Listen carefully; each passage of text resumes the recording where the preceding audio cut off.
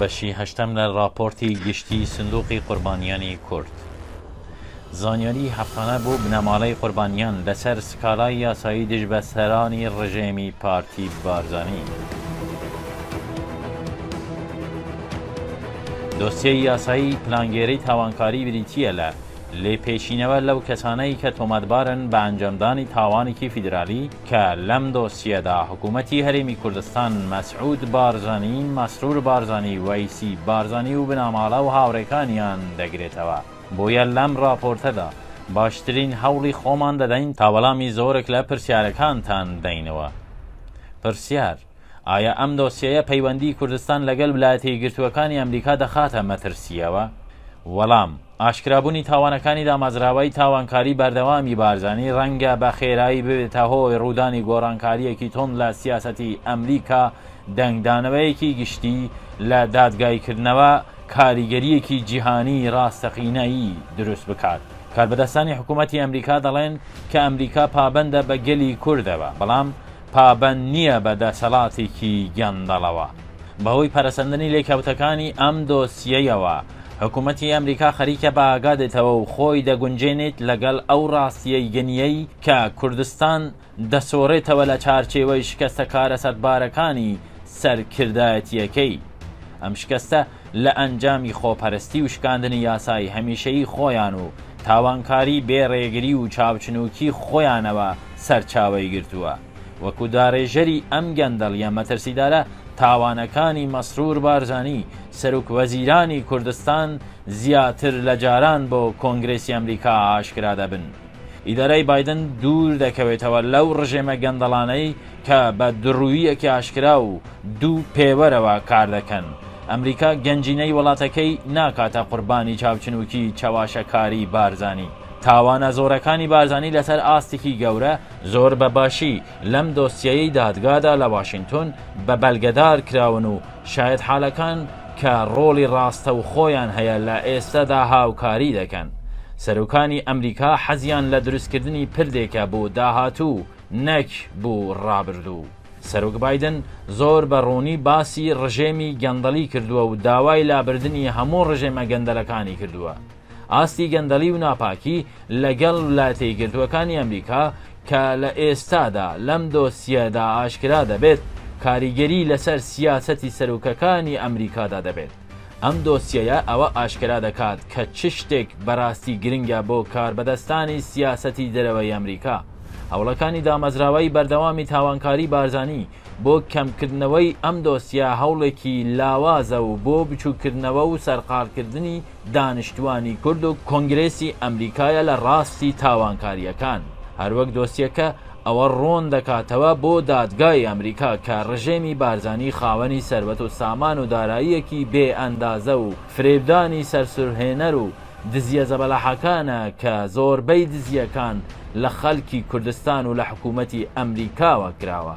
ئەم دۆسیەیە کە لە ئەنجامی لێکۆلینەوەیەکی توندەوە سەرچاوە دەگرێت بە شێوەیەکی بەهێز دەیان راپۆرتی فەرمی و سەدان بەلگەنامەی ڕاستەقینەی تاوانەکانی بارزانی بەکاردەهێنێت کە ئێستا لە ژوورێکی نهێنی لە واشنگتن دیسیدا پارێزراون.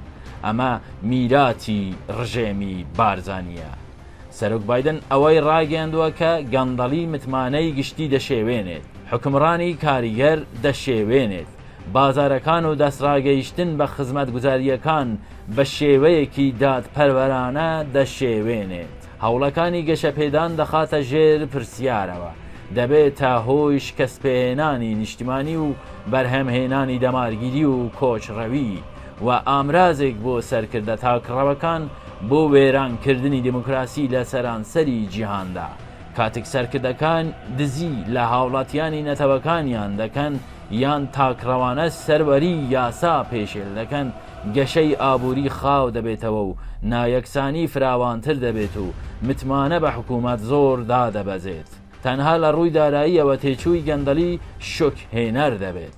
گەندەڵی هەرەشە لە ئاسایشی نەتەوەی ئەمریکا و یەکسانی ئابووری و هەوڵەکانی دژە هەژاری و گەشە پێدانی جیهانی و خودی دیموکراسی دەکات. حکومڕانی تادێت قورستر دەکات بۆ ئەکتەرە گەندەڵەکان بۆ قەڵغانکردنی چالاکیەکانیان و لێپرسینەوە لە کەسانی گەندەڵ و ڕێکخراوە تاوانکاریە نێودەوڵەتیەکان و ئاسانکارەکانیان دەکات.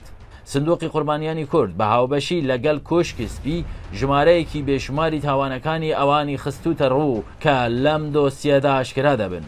لەوانەش تەختەکاریکردنی دارایی زەبەلاح کە لە دژی حکوومەتی ئەمریکا بەردەوام ئەنجام دەدرێت. هەموو ئەمانە بەرهەمی گەندەڵین لەلایەن دامەزراوەی تاوانکاری بەردەوامی بارزانیەوە. سەرچاوە ئاگدارکەرەوەکان لە واشنگتۆن دیسی بە سندوقی قوربانیانی کورد دەڵێن تا ئەو جۆرە گەندەڵیە بەربەڵاو بێت و ئەم مرۆڤ کوژانە لە کوردستان بەردەوام بن و تا ئەم دۆسیەیە درێژە بکێشێت پەیوەندی دووقۆلی لەگەڵ ئەمریکا زیاتر دەکەوێتە مەترسیەوە. پرسیار: ئایا ئەم دۆسیایە ئەوە ئاشکرا دەکات کە ڕژێمی بارزانی ناپاکی لە ویلایەتە یەکگرتووەکانی ئەمریکا کردووە؟ وەڵام: بەڵێ، بە چەندین ڕێگای جۆراجۆر ئاشکرای دەکات. دۆسیەکە باس لە تاوانی زۆر دەکات کە خیانەتیان لەو دڵسۆزیە کردووە کە ئەمریکا بە بارزانی بەخشی. ئەمە بە تایبەتی بۆ مەسرور بارزانی ڕاستە کە خۆی کەسێکی ئەمریکیە و بە ناپاکی سوێندی خواردووە بۆ پشگیریکردن لە دەستوری ئەمریکا و یاساکانی وڵات. شانبەشانی ئەندامانی خێزانەکەی وەک سەرکردەیەکی دامەزراوەی تاوانکاری بەردەوامی بارزانی سەدان یاسای ئەمریکای پێشێل کردووە و پشتگوێ خستووە و ڕۆژانە ئەم سەرپێچیانە بەردەوام. دۆسیەکە باس لە چەندین تاوانی بەرگەدار و بێبەزەیی دەکات دژی ویلایەتە یەکگرتووەکانی ئەمریکا و دژی مرۆڤایەتی. ئەم سکالە بەرفراوانانە دژی حکوومەتی هەرێمی کوردستان و ئەفسەرە سەرەکیەکانی بۆ تاوانە جیهانیەکان لەخۆ دەگرێت کە سنووردار نەکراون و بەردەوام بوون. لەوانە تاوانی درڕندەیی، تۆندوتیژی بێ جیاوازی، ئاگر تێبەردان، کوشتن، هەوڵدانی کوشتن، جینۆساید، بە بارمتەگرتن و ڕفاندن، ئەشکەنجەدان و مامەلەکردنی سزای درڕندانە، نامرۆڤانە، هاوکاریکردن لەگەڵ ڕێکخراوە تروریستیەکان، دەست بەسەرکردنی درێژخایەنی ئارەزومەندانە، کوشتنی دەرەوەی دادوەری، دیارنەمانی زۆرەملێ، مامەڵەی درڕندانە، نامرۆڤایەتی یان لەکەدارکردن، تاوانەکانی دژی مرۆڤایەتی، دزی، بازرگانی بە مادەی هۆشبەرەکانەوە، سەختەکردن، فێلکردن لە حکوومەتی ئەمریکا و ئەوانی تر، تاوانە داراییەکان، ناسینەوەی دزی و سەختەکاری لە ئامێرەکانی دەستگەیشتن، سەختەکاری لە پۆست، سەختەکاری وایار، سپیکردنەوەی ئەمرازە دراویەکان، بەشداریکردن لە مامەڵەکردن لەگەڵ داهاتی چالاکیە نایاساییە دیاری کراوەکان، ئەو کردارانەی کە سوێندی درۆ، لێدوان و ڕاگەیاندنی درۆ لەخۆ دەگرن، دزین و لە ناوبردنی زانیاریەکانی کۆمپیوتەر بە شێوەیەکی گشتگیر، ڕێگریکردن لە دادپەروەری، پارەی بەرتیل و ئاسانکاری بێبەشکردنی داهات و دامەزراندن، شاردنەوەی بە ئەنقەست زانیاریەکانی باج، سەختەکاری لە باج و سوێندی درۆی باج، سەختەکاری لە کۆچبەری و سوێندی درۆ لە کۆچبەری، پێشێلکردنی یاسا و پەیڕەوی ناوخۆی ئەمریکا و یاسای نەتەوەکان و پەیماننامە و ڕێککەوتن و ڕێککەوتنامە نێودەوڵەتیەکان، خۆدەوڵەمەندکردن و بەدەستهێنان و کۆنتڕۆڵکردنی ئەو پارەیە کە ملکی حکوومەتی هەرێمی کوردستان بووە. هەروەها سەدان تاوان کە دژی بەرژەوەندیەکانی ویلایەتە یەکگرتووەکانی ئەمریکایە بە بەکارهێنانی زانیاری هەواڵگیری دابینکراوی ئەمریکا و کوشتنی برێکارێکی هەواڵگیری ئەمریکا کە لەم دۆسیەدا هاتووە. چاوەڕێی بەشی نوێیان بن.